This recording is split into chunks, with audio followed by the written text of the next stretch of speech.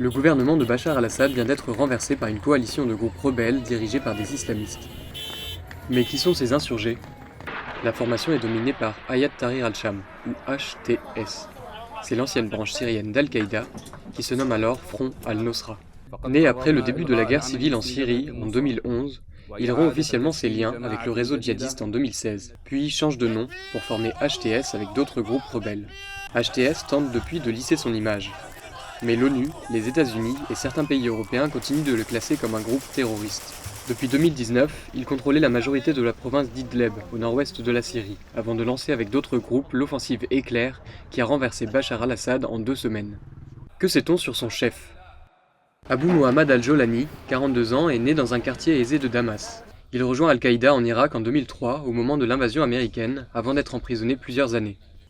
En 2011, il revient en Syrie, puis contribue à la fondation du Front al-Nosra, mais sans s'allier avec l'organisation État islamique et son califat djihadiste.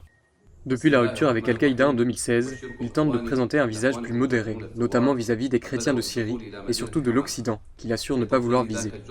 Et comment le régime a-t-il pu être renversé aussi rapidement? Moins de 2 semaines se sont écoulées entre la prise d'Alep et celle de Damas. Selon des experts, sa faiblesse et la diminution de l'aide internationale ont eu raison du régime, ainsi que le faible engagement de son armée, qui n'a cessé de battre en retraite. Mais l'attaque arrivait aussi à un moment favorable pour les rebelles.